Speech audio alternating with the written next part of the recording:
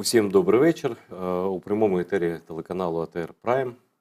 Мене звати Айдар Муждабаєв. І сьогодні в нас не зовсім такий звичайний етер. Не лише через те, що в нас гість у студії, а не скайпом, як вже з ковіду, так, в принципі, переважно зв'язок у нас через інтернет. Але бувають такі випадки, коли хочеться і є можливість запросити до студії людину. І тим приємніше, коли людина того гідна.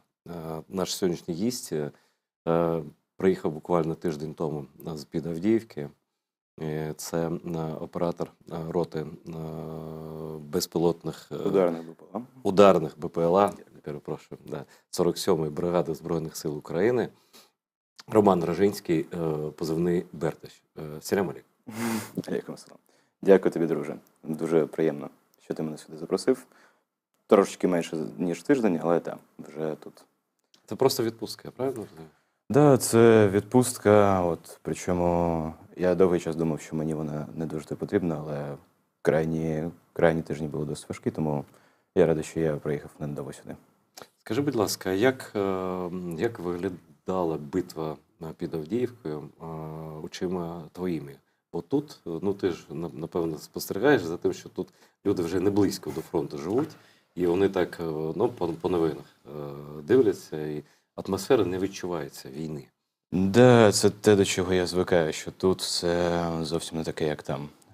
А щодо того, як це виглядало, це почалося вже давно. Скільки наша бригада працює вже на цьому напрямку, це було важко з самого початку. Тобто орків завжди було більше, особливо під Авдіївкою. Відповідно, це регулярні спроби атаки, це постійні штурми, ми постійно літаємо, їх знищуємо. Вони все не закінчуються і не закінчуються. Тому, коли ми кажемо битва під Авдіївку, треба розуміти, що це процес, який йшов довго, а крайній місці він був особливо критичним, я вважаю. Це через те, що вони мають велику перевагу в кількості солдатів, в першу чергу? В тому числі, так, да, їх справді величезна кількість, коли, знаєш, ти чуєш там заголовки, що там гори трупів, це взагалі не перебільшення. Я ж теж там літаю, хоча не завжди бачу це так, як інші пілоти, але так, їх там величезна кількість просто валяється. І друга проблема – це вогнева потужність. Каби – це справді страшна річ, особливо коли їх десятки в день. Проте, як виявилось, ми можемо працювати і в таких умовах. Хоча це може бути надзвичайно тяжко. А як ви працюєте, коли небо фактично належить окупантам? Тут знову-таки, я не можу сказати, що воно фактично належить. Ми ж теж там літаємо, просто на різних рівнях. Ми працюємо, шукаємо нові позиції, регулярно переміщуємося, дивимося, куди просувається ворог. Тому в тебе є задача, ти маєш виконувати. Не виходить з одного місця, ти знаєш, що по ньому регулярно працює, ти знаходиш інше. Просто постійно переміщуєшся. А робота, власне, вашої роти? Це там декілька екіпажів, як я розумію, так? Які, змінюючи один одного, виходять на завдання, мобільні, шукають цілі або отримують цілі. Технологію розкажи, будь ласка, без нюансів. Так, звісно, без нюансів. Перше за все, рота працює постійно. Тобто кожен день, коли є умови, навіть коли умов практично немає, наприклад, через погоду, ми все одно працюємо і намагаємося робити все, щоб відпрацювати ефективно. Ми, оскільки вже ми на цьому напрямку явно не перший тиждень, не перший місяць, вже всі давно розуміють, які є цілі, по яким, наприклад, орки пересуваються, де їх логістичні маршрути, де їх скупчення буває, де вони майже завжди займають, наприклад, якісь точки. Тобто навіть якщо там ти просто літаєш, ти вже вивчаєш ці цілі. Але, звісно, ми отримуємо актуальну інформацію. Буває таке, що навіть я там лечу відпрацювати по якомусь укріпленню, мені кажуть, що з'явилася більш актуальна ціль – група піхоти. Я вилітаю, відповідно, вже її знищити. Просто там міняю маршрут на ходу. Фактично, ваша робота, вона цілодобова? По суті, так. Да. Рота працює так чи інакше цілодобово нон-стопом вже котрий місяць під Авдіївку. І до цього на Запоріжжі. І тут важливо зауважити, що ви працюєте не з FPV-дронами.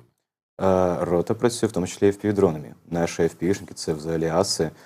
А це різні види авіації, так? Дронів, так. Тобто я не FPV-шник, я працюю з того, що орки називають бабою Ягою. Ти ж зауважив, так, ударні БПЛА – це не FPV. FPV – це теж, FPV – це один з найефективніших засобів нашої роти. Вони працюють і працюють теж кожен день. Відповідно, я працюю на іншому дроні, Баба Яга. І, відповідно, Вони зазвичай працюють вдень, ми зазвичай працюємо вночі. От. А Баба Яга це такий гвинтокрил електричний. Так? Можу сказати, що це величезний дрон, який може нести прям дуже важкі подарунки, там вплоть до 10 кілограмів, умовно кажучи, який в першу чергу зроблений для того, щоб ми могли знищувати укріплення ворога і заносити дуже різні подарунки на їх територію. Ну, давай так, людям, які не знаються на цьому, ось 10 кілограмів Вибухової речовини. Так? Да. Ну, Ну, це може бути бомба, міна, я не знаю, що Це завгодно. зазвичай міни, або це може бути інший БК під різні задачі. Тобто БК, боєкомплект.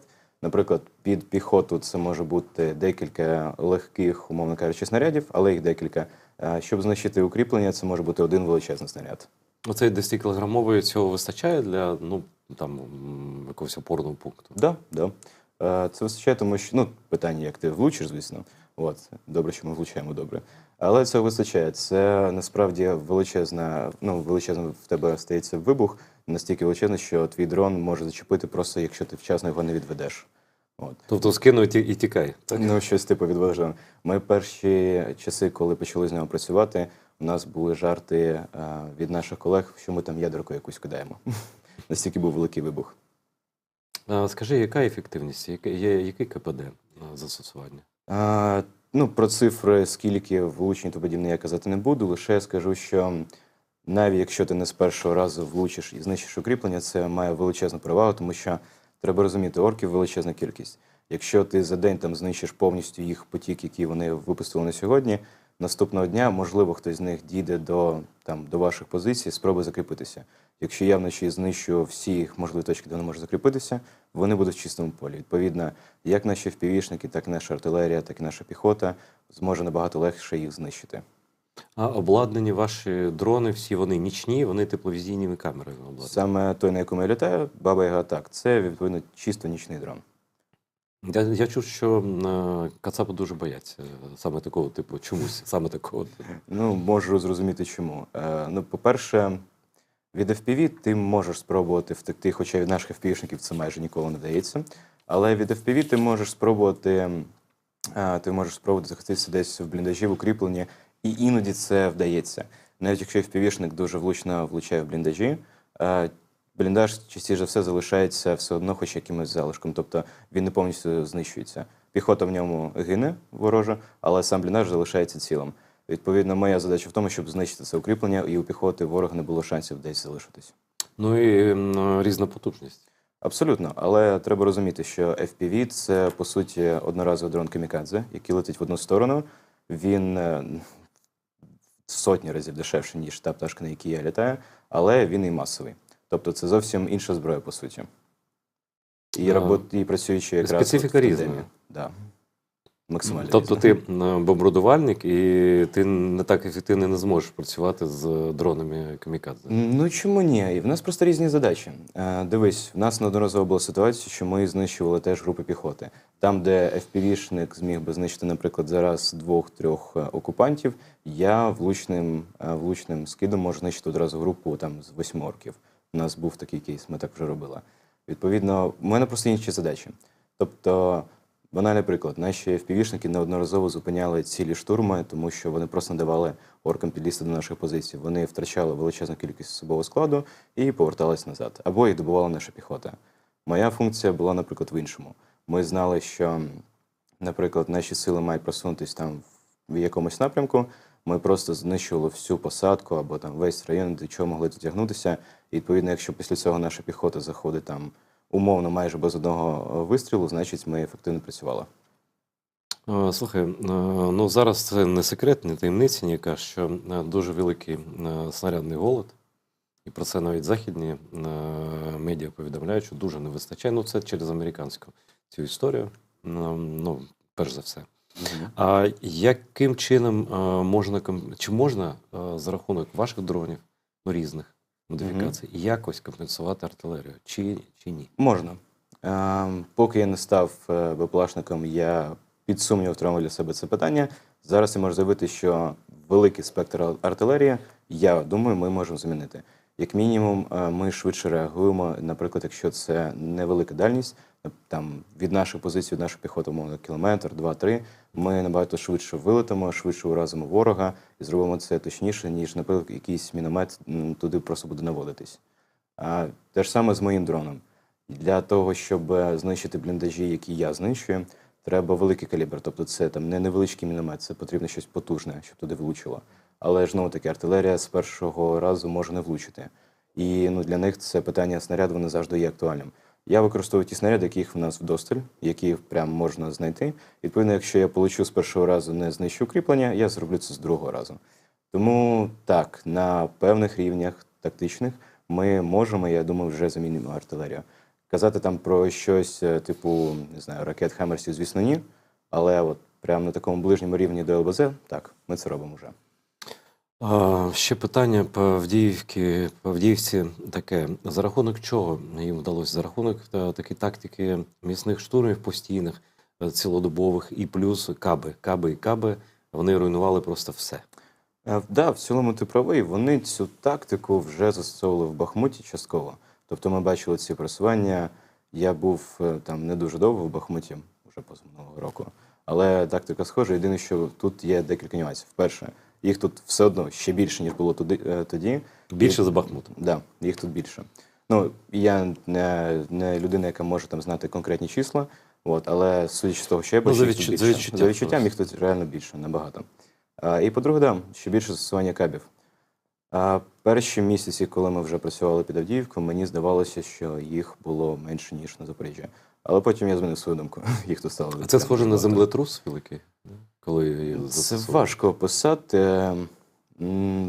Це ніби удар грому, прям дуже потужний, що ти відчуваєш його вібрацію на собі. Якщо ти знаходишся десь в укріпленні, ти відчуваєш, що навколо тебе земля труситься. Це може бути там за більше, ніж 2-3 кілометри.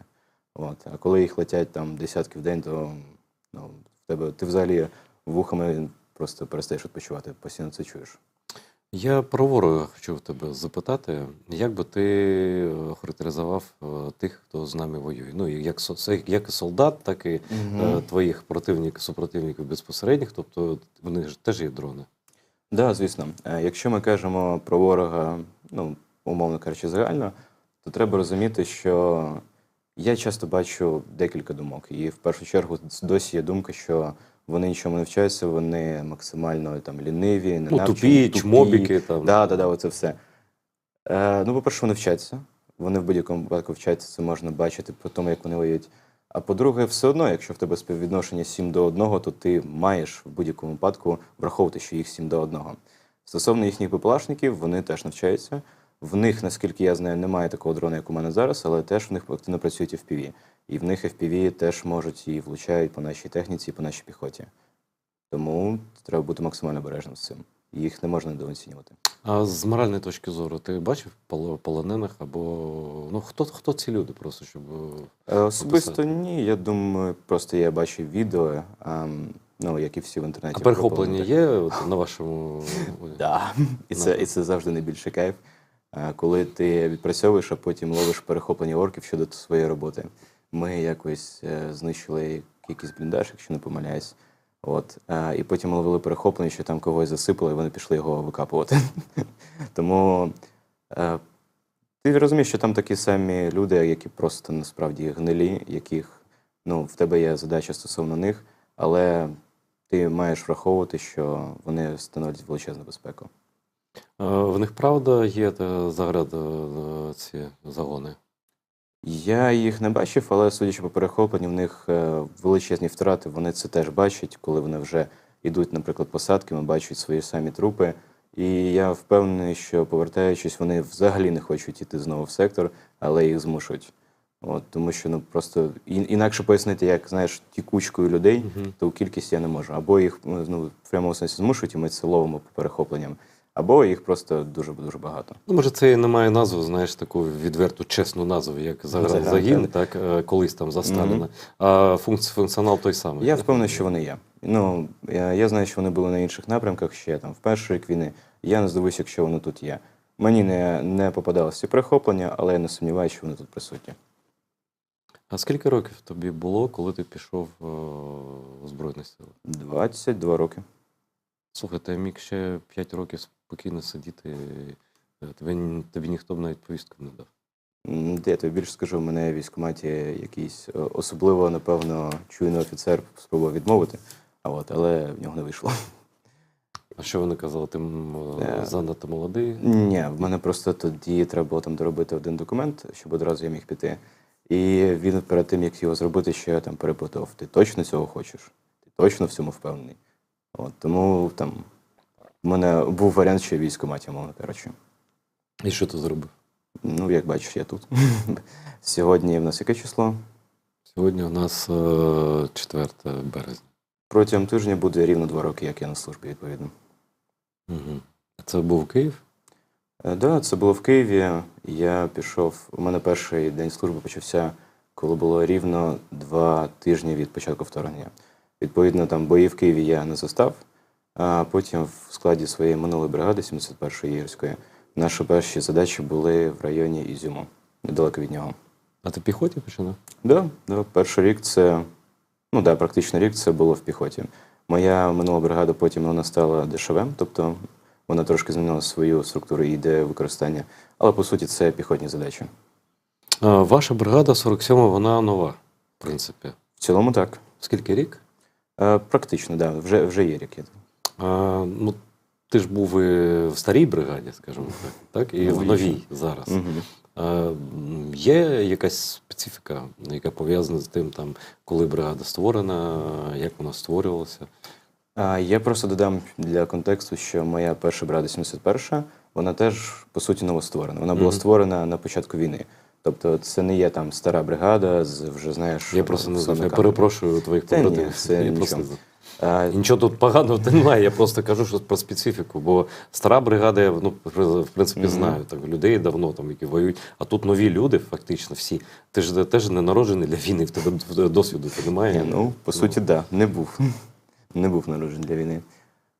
У новій бригаді, в якій я зараз вже рік, 47-й, я можу точно казати про мою роту, тому що це той організм, в якому я працюю найбільше.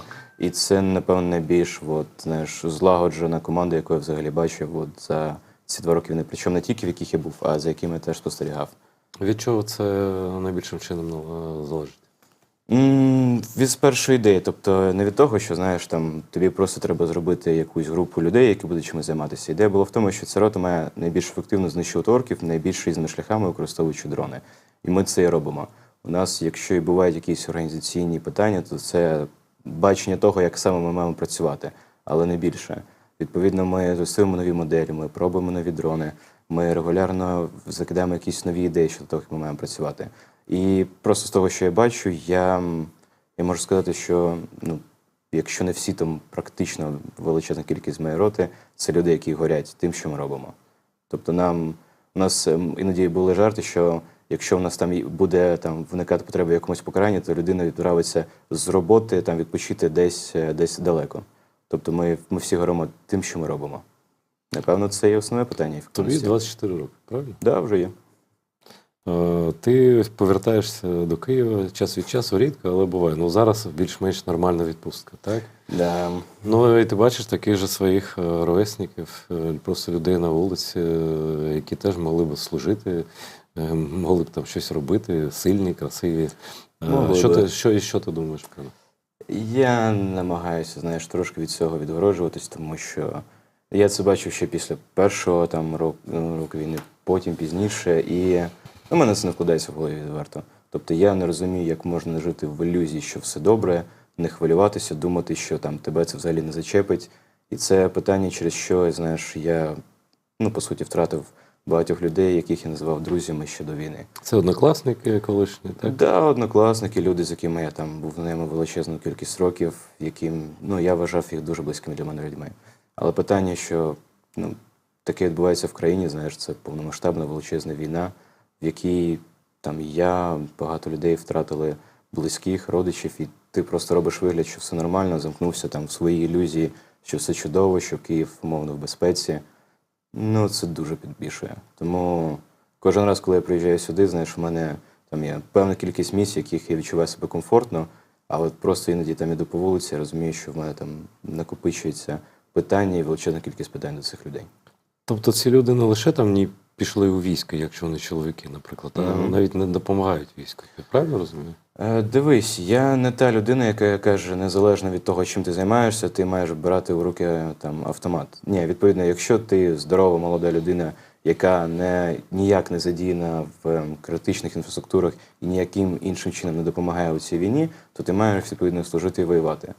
Я так вважаю. Але якщо ти, наприклад, там геніальний інженер, ти людина, яка нам збирає дрони, ми ж отримали величезну кількість дронів з різних джерел, відповідно. У нас є велика кількість друзів, які нам допомагають на щирості. Ні, я знаю таких людей, причому вони самі випробують ці дрони на Так. фронті, вони ризикують самі життям, Так, ці абсолютно. винахідники. Тобто тобі не треба бути військовослужбовцем, тобі не обов'язково носити піксель, щоб бути ефективним і допомагати в цій війні.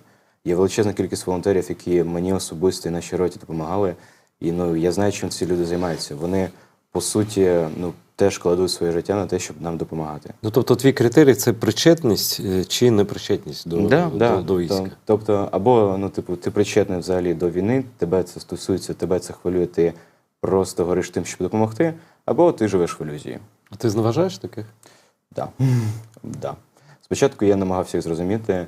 Спочатку, я аналізував свій колишній круг оточуючих мене людей і думав, що, справді, напевно, це може я якийсь відбитий, який там захотів пригод, умовно кажучи. Але ні, я розумію, що вже пройшло 2 роки, люди могли навчитися чому завгодно. Вони могли почати розробляти дрони, вони могли вивчити медицину, вони могли навчитися стріляти, вони могли обрати вже собі підрозділ, в який вони хочуть піти. Було купа варіантів, як люди могли доєднатися до всього цього. Але вони це не зробили. Зараз активно обговорюється проєкт нового закону про мобілізацію. Ти щось чув про нього? Дуже поверхнево краєм вуха, насправді. Там одне з положень – це те, що там була така пропозиція, не пам'ятаю від кого, я не про політику зараз, а просто про сенс. Окей. Значить, там, що знизити цей вік мобілізації з 27 років до 25. І нібито це відхиляють, тобто ні, залишиться 20, принаймні те, що я чув, так? А скажи мені, і водночас я багато чую про те, та й бачу, що наша армія, вона така, не молода за особовим складом, так? Да. Дивись, враховуючи, що я колись вивчав історію Могилянці і потім читав все це, то я бачу, що реально склад армії – це унікальна справа, тому що ніколи ще так не була вона настільки різноманітна. Зазвичай воюють молоді, дивлячись на історію. І це буде ще зараз тільки моя особиста думка, винятково моя, що я не проти. Якщо знизиться вік з 27 до 25, чому ні? Ти здорова молода людина, ти, я думаю, плануєш, якщо ти тут залишишся, ти плануєш, відповідно, тут жити, тут розвиватися.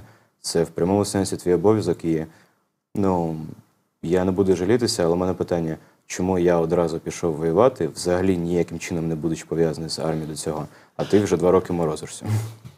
Я цього не розумію. Не знаю, що там зрештою буде з цим законом.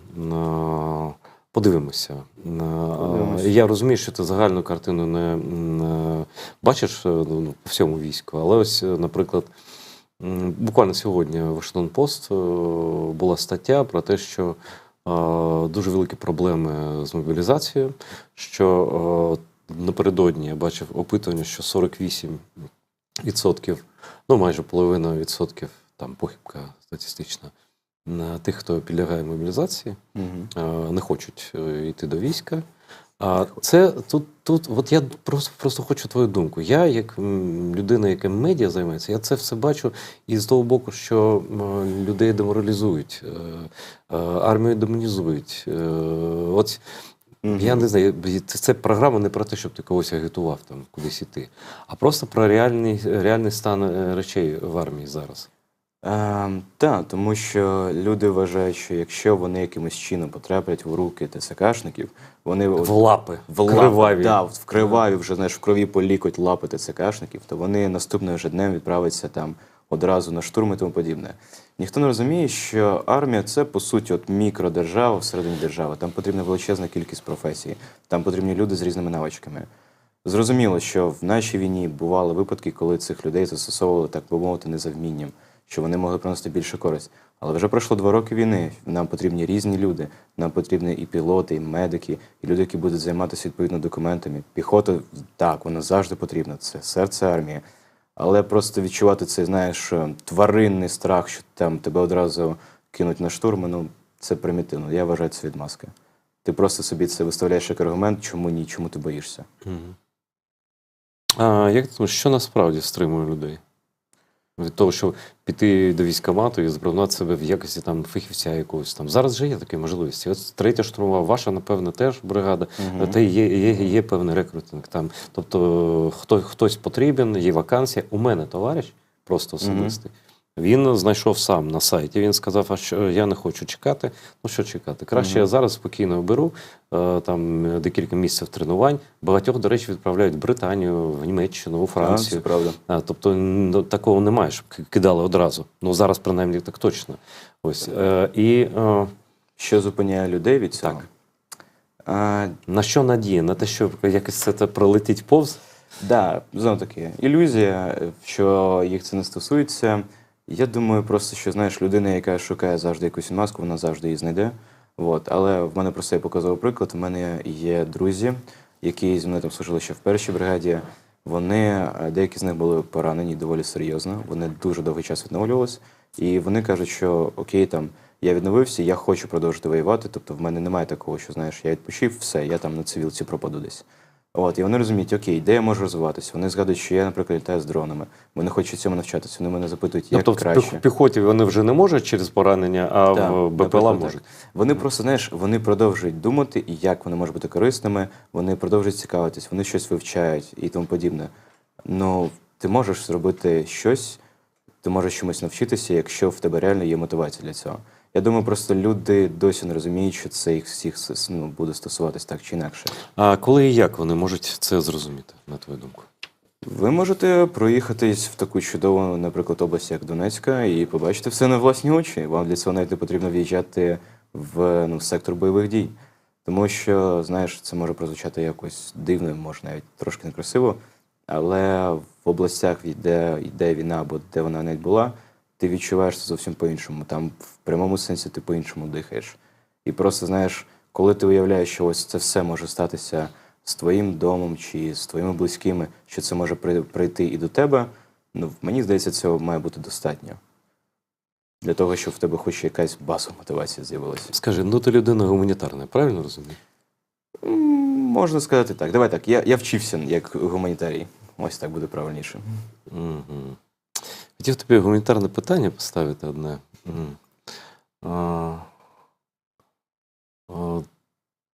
Та повернемося потім. Я зараз про техніку запитаю. Давай. Технічне питання таке. Що найбільше вам зараз у нагоді з техніки?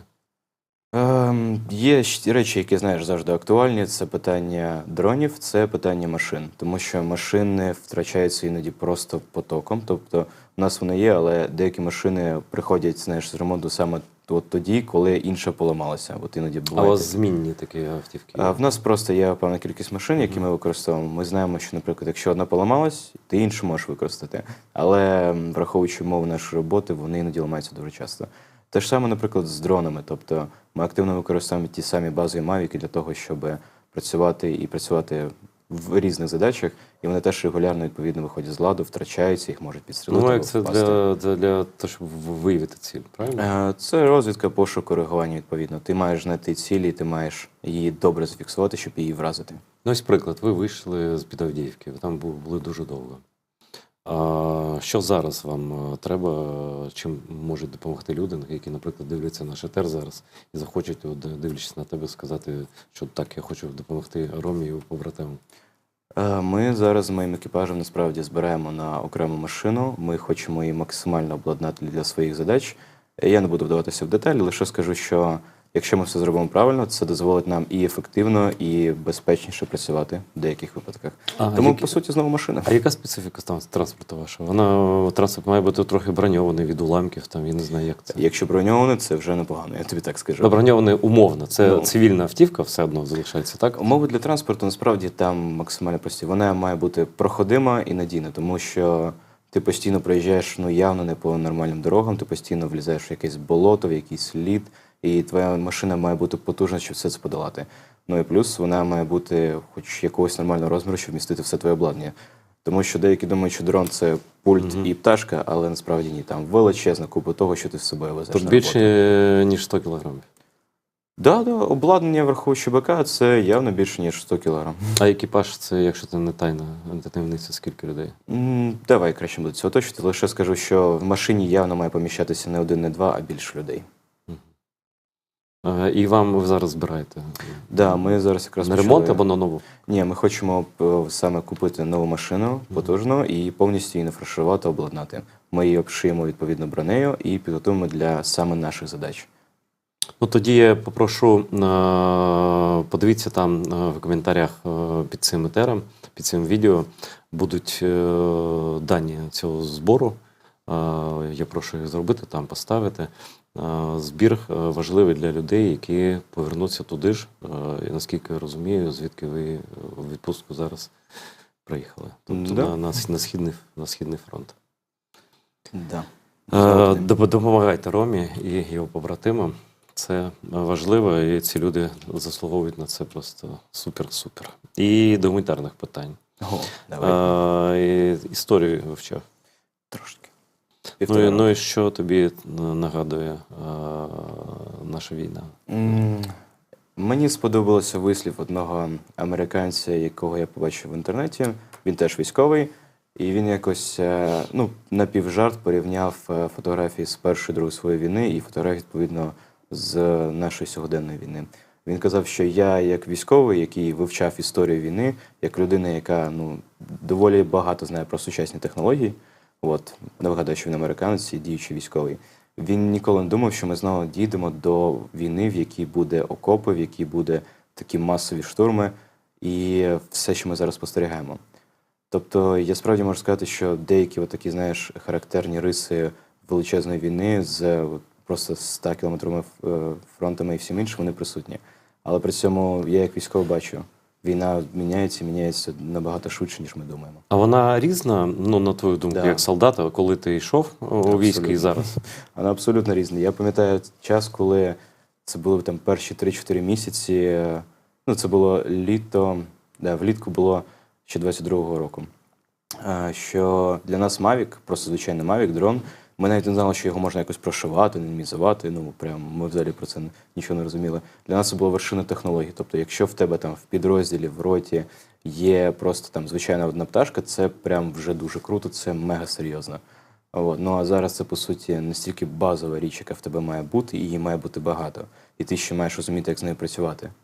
Тому, війна максимально міняється. І тепловізійні камери, приціли теж?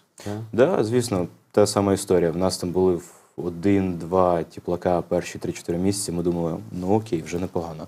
Але потім ми почали працювати все більше, нас відправили вже під Бахмут, і ми мали там ледь, не у кожної людини, не буду брехати, але там на групу 2-3 теплака це було стабільно. І ми самі їх добували, самі їх купляли. Тому що ми розуміли, вони вкрай необхідні. Ти є телеглядачем? Насправді ні. Я мало дивлюсь за новинами. Іноді щось можна почитати трохи. Я не вірю. Ти гуманітарій, ти всім цікавишся, ти читаєш багато.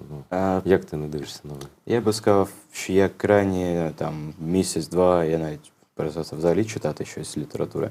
Єдине, декілька статей з приводу аналітики, дронів, знаєш, того, що саме моє робоче. Тому що я, по суті, цим живу, і мені це цікаво. Але новини, справді, крайні 3 місяці, це скоріше мої напарники, друзі, щось прочитали, ми з ними це обговорили, а щоб я сам рідко. Добре, тоді відповідатимеш за всіх. Як висвітлюється війна в українських медіа? Викривлено, чесно, тенденційно, якось там в рожевих тонах, не знаю. Ти її не зрозумієш, поки там не побуваєш, це 100%. Але мені досі здається, що є, цей залишок рожевих окулярів, що все добре, все чудово, там мало інформації про те, як це відбувається, і про те взагалі, по суті, читаючи хоч рідко новини, я справді не бачу, щоб там було написано, якою ціною це все робиться, якими надзусиллями, якими втратами, і взагалі чого це нам коштує. Ну, взагалі втрати майже відсутні. Ось лише Зеленський сказав нещодавно на прес-конференції, а в принципі в новинах про наші втрати дуже рідко кажуть. І хтось скаже, що це правильно. Я не знаю відповіді, чесно. Я в тебе питаю. Ну, ти ж розумієш, я звичайний солдат, тому я не володію цією інформацією, скільки в нас втрат. Я просто хочу сказати, що коли А ти я не про кількість, я про те, що коли новини просто, взагалі там- не висвітлюють, да, це величезна проблема. Тут питання навіть не про кількість людей, про цифри. Тут питання Знецінювання. Знецінювання, да, ніби це, знаєш, для людей це просто перетворюється в якісь Комп'ютерна гра. рутинні новини десь там на фоні. Зажаду, ну окей, на фронті щось там відбулося. Але для того, щоб це відбулося, це неможливо передати насправді. Ти багато втратив побратимів, з якими ти служив там в минулій бригаді?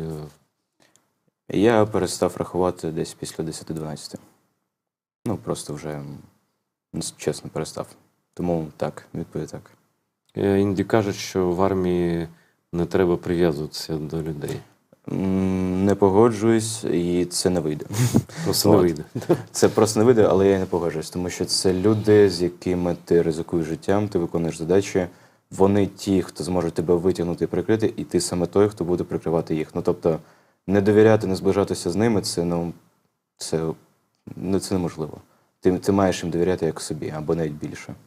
Що вам психологічно допомагає на фронті?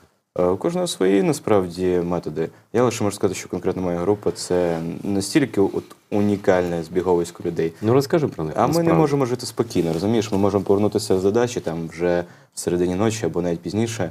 І не те, щоб лягти спати нормально. Ми ще годину будемо підколювати одного до одного, якісь закидати жартики, або обговорювати там якісь умовні проколи одного з нас, але в жартома, звичайно.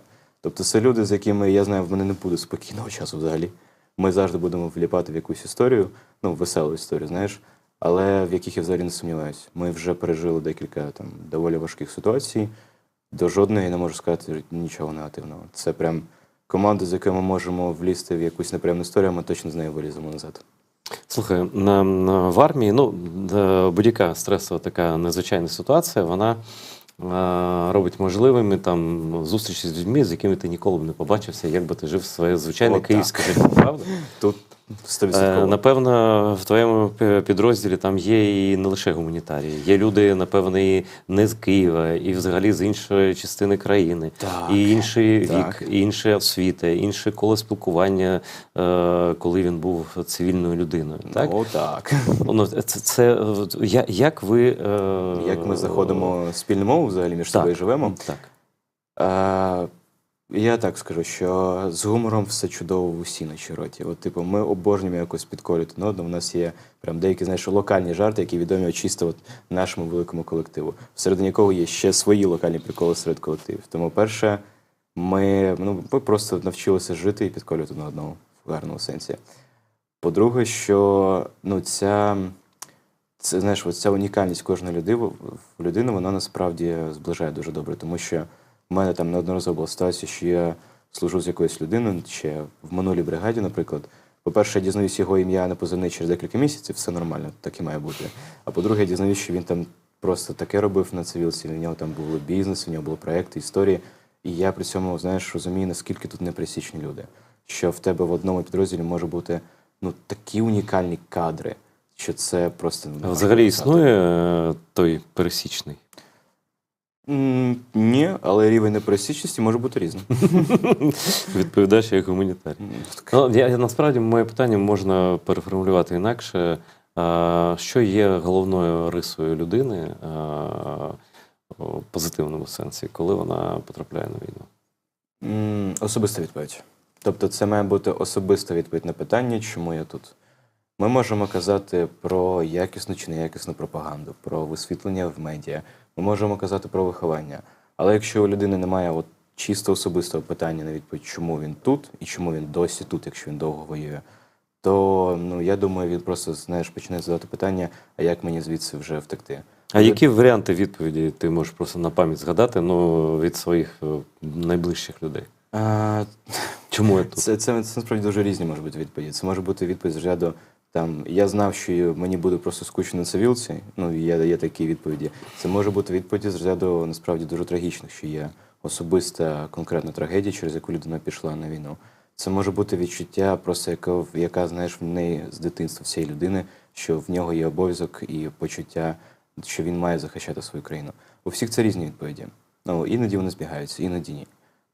Є люди, які йшли добровольцем, як ти. Є люди, яких мобілізовували. Так. А там вони всі в одних тих самих підрозділах. Правильно? Ці люди. Ніхто ж окремий не роблять для тих, хто хотів, Звичайно. тих, хто не хотів, хто раптом потрапив, хто не раптом, хто сам. Як в колективі військових, Як ми уживаємося, умовно. ну, як ставлення до людей, які не хотіли йти, потім прийшли. У мене просто, знаєш, був випадок, не можу сказати ім'я, але це керівник штабу однієї бригади, який відмовився від нагороди, щоб нагородити офіцера запасу, лейтенанта, який прийшов по мобілізації. Просто сказав, він такий же, ну, він герой, і він має бути нагороджений. Хоча ну, це про мотивацію теж йдеться, про ставлення до людей. Так, він не пішов добровольцем, але він прийшов, і він на своєму місці, ну, класний хлопець. От ти сказав чудову фразу «він прийшов». Тобто він вже є тут, він є частиною твоєї команди, все інше ти вже дізнаєшся в процесі роботи.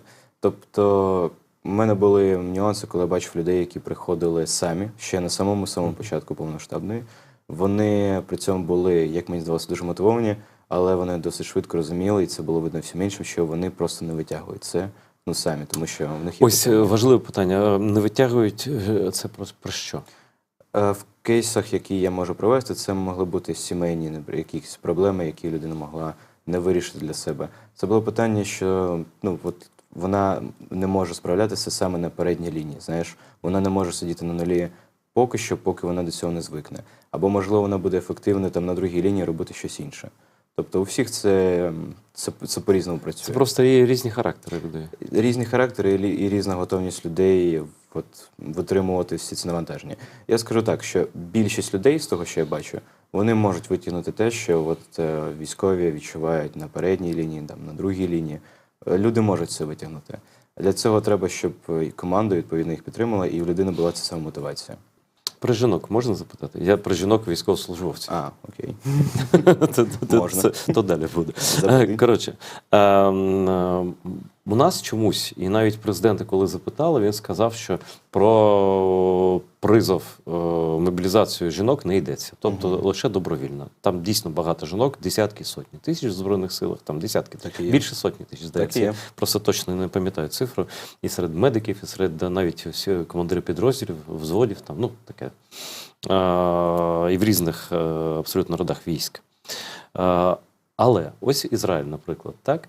Там кожна людина проходить армію. Не заодно, яка має для цього підстави не проходити, там законом це обговорено, але переважна більшість людей мають підготовку військову. Так? Так. У нас чомусь вважається, що, знаєш, ні, жінок не... Це якесь дитинство, бо жінки що не люди. Від них що не може бути користі там ось в Ізраїлі, повторюю. Це стереотип. Тобто тут якийсь напівфемінізм. Тобто тут ти феміністка, а тут хочу на ручки, і я не про жінок. Я про те, що навіть як чоловіки ставляться. Тому що, ну, взагалі, як ставляться чоловіки? У вас же теж жінки? Так, по-перше, з величезною повагою. Ну, я тут без жодної долі жартів, сарказму, це величезна повага. Тому що вони теж виконують всі ці задачі, що і ми. При тому, що фізично, вони фізіологічно, вони слабкіші зазвичай. Можуть бути зазвичай так, але, ну, по-перше, величезна повага, і так, ми дуже цінуємо жінок, які з нами служать. І це теж частина нашої великої команди. Ми вдячні, що вони з нами, і багато їх функцій, насправді, наприклад, я би не зміг замінити. Я розумію, що на своєму місці я ефективний, якщо я стану там на її посаду, я не зможу цього зробити. Або взагалі, або там, майже ніяк. А взагалі, чи не вважаєш за потрібне запровадити таку систему? Ну, може, це не як Ізраїль, а в принципі на кшталт Ізраїлю, щоб військову підготовку в тій чи іншій галузі мали всі взагалі. Після школи там... Я вважаю так, це буде дуже актуально. Ми вже давно маємо зрозуміти, що наш східний сусід, або ніколи не зупиниться, або просто візьме там невеличкий тайм-аут для того, щоб накопити сили. Тому я вважаю, це абсолютно здрава ідея, щоб кожна людина могла не те, що, знаєш, готуватися для того, щоб одразу піти в лави війська у випадку там критичного... Хоча б знати, що це таке. Хоча б знати, що це таке, да. Тому що ти вже маєш в цій ситуації знати тактичну медицину, як володіти зброєю. Тобто, ну, в нас другий рік війни, я думаю, це для тебе теж має бути А базовим. причому тактична медицина, це ж і про цивільних взагалі. Так, звісно. В тебе черговий там приліт в твоє місто, ти можеш надати допомогу і собі, і своєму ближньому. Це, я вважаю, базова навичка вже. А чому, як ти думаєш, у нас взагалі про армію ніхто не готувався до армії? В принципі, ніяк зовсім. Ну, крім тих, хто насправді хотів. Ну, дивись, я теж не був пов'язаний з армією до початку І повномасштабного. не цікавився. Ні, цікавився, але знаєш, як історик і от просто людина, яка іноді там може щось вивчити з цього. Я декілька разів там в 18-му році приїжджав на Донбас волонтерів, але це була, знаєш, це не була моя спільнота. У мене там було одиниці друзів, які там знаходились. Я мало про це знав. Тому я теж вважаю, що це була моя помилка, що я був практично не готовий до повномасштабної. Я швидко це надолужив, мені довелося. Але так, я розумію тепер, що з таким сусідом ми маємо бути постійно до цього готові. І це має бути освітлення в медіа, що навіть якщо ти не служиш, навіть якщо ти там найближчий місяць не відправишся на передову, ти маєш пройти якісь курси, ти маєш навчитися, ти маєш бути готовим до того, що ти будеш обирати. Що війна прийде до твоє місто. І ти будеш готовий, а не просто скажеш, я не готовий, мене не вчили, я нічого не знаю. В тебе зараз було 2 роки, в тебе зараз ще є час. Це загалом про громадянську оборону. Просто. Так, банально так. Ми з тобою ж знаємо всі ці історії, як на початку люди, які взагалі там нічого не знали, палили танки, стріляли окупантів і тому подібне. А тепер я уявив, що було б, якби кожен з цих людей вже отримав базову підготовку. Ну, напевно, і загиблих було б менше. Да. Так і є. Як твої батьки, сестра, дівчина ставляться до того, що ти в армії? Хвилюються. Очевидно, хвилюються. Був певний період, коли я казав про якісь, про якісь виклики, про якісь питання чи про якісь важкі ситуації, вже як вони пройшли. Тому що я розумів, що, знаєш, там в мене зараз критична ситуація, мені там вдалося якось вибігти на Starlink, я не буду казати, що там ми ледь не в оточенні, а я буду казати, що в мене поганий зв'язок. От. Тому це питання, чи це чесно, не зовсім. Але я розумію, що краще я зараз зроблю те, що я маю зробити, потім розкажу, що все чудово, і таким чином всім буде спокійніше. Я не кажу, що це правильно, але так було простіше мені в той момент. І це спрацювало. Розкажи, які ти знаєш випадки такої підтримки з боку рідних, близьких, знайомих, і навпаки, може бути людині важко в армії через те, що не підтримують близькі. Це теж важливо. Тил, тобто персональний тил, він важливий? Так. Розуміння, що тобі є, знаєш, куди повернутися, що ти, якщо ти думаєш про відпустку, то в тебе є людина, до якої ти хочеш приїхати. Це надзвичайно важливо. І я думаю, у кожного є якась група людей, які тебе мають підтримувати і які тебе чекають. Знаєш, фраза «мене чекають вдома», насправді вона має величезний сенс.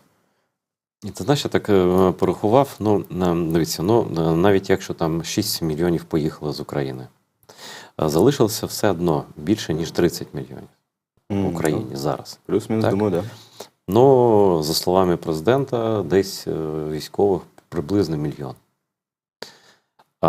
Тобто на одного військового 30 цивільних людей. По суті, так. Я думаю, що, попри те, що вони різні, але точно не всі абсолютно там бомжі, не мають грошей взагалі.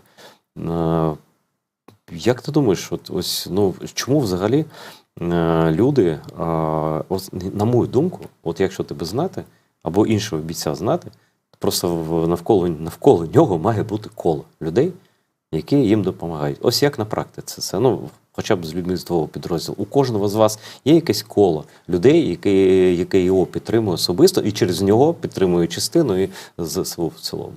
Так, звісно, в нас це теж, я вважаю, дуже важливим фактором. У нас є коло людей, які підтримують і конкретну роту, і в самій роті окремих людей. Тому що я не знаю про минулого, моїх побратимів всіх, але розумію, що якщо в них назбиралася така кількість близьких людей, які готові допомагати, то це теж непересічні люди. Я вважаю, що у кожного є така спільнота, він може про неї просто не знати. Насправді я для себе знайшов дуже багато людей, які відгукнулися на деякі мої питання про допомогу за ці 2 роки. Я знайшов для себе нових людей. Я втратив старих, але знайшов справді нових друзів. Вони краще? Да. Чому? Ем, Бо перевірення? Знаєш, їм не треба пояснювати там якісь моменти. Вони розуміють, що вони просто читають новини, розуміють, що, наприклад, на моєму напрямку почалось там погострення якоїсь ситуації, з'явилася нова бригада орків, і вони просто в контексті того, що не відбувається, навіть якщо я їм не кажу про це. Тобто вони просто теж частково живуть тим, що я от зараз на війні десь там.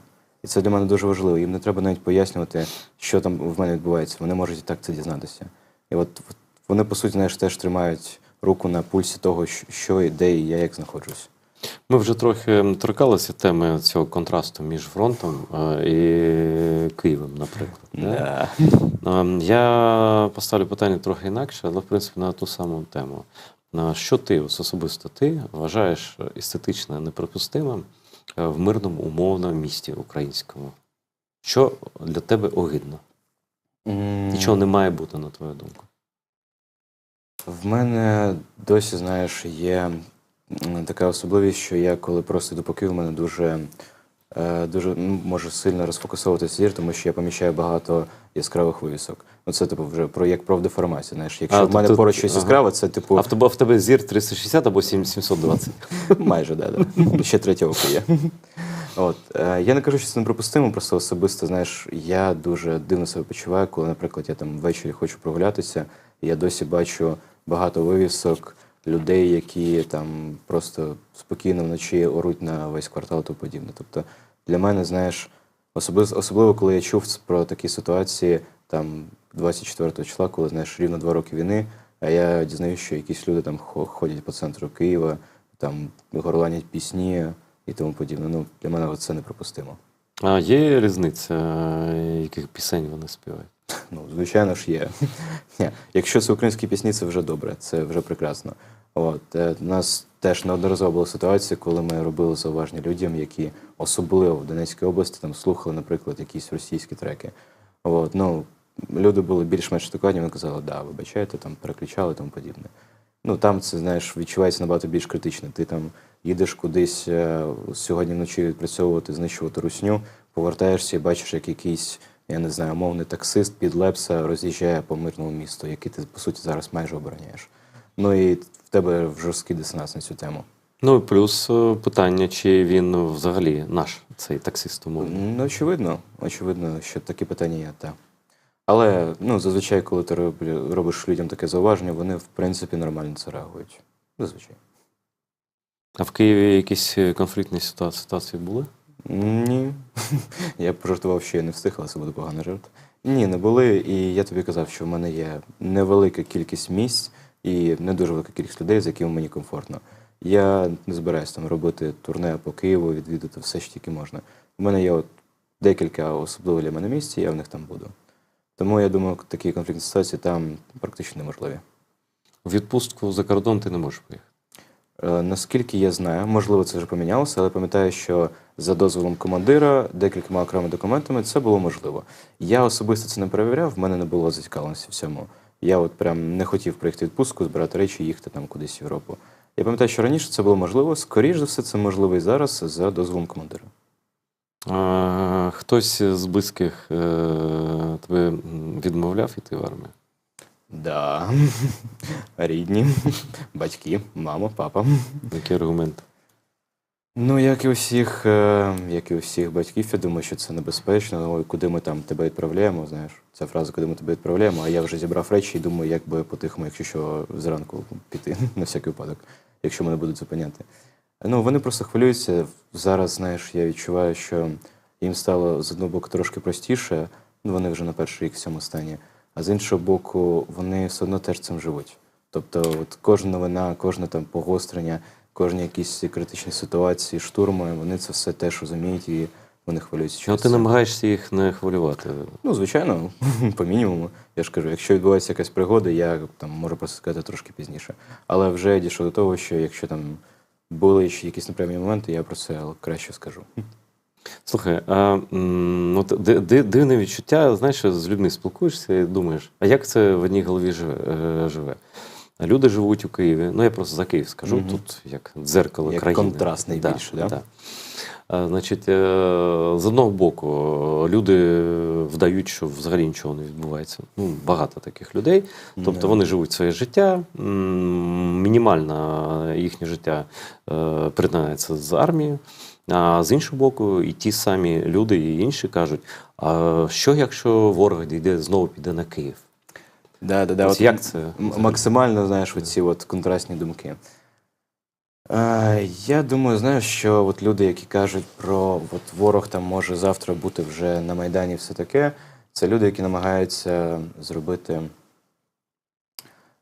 Це люди, які намагаються зробити ну, для себе якусь от візію того, щоб знаєш, їм було простіше жити, що вони там десь прочитали, щось дізналися і тому подібне.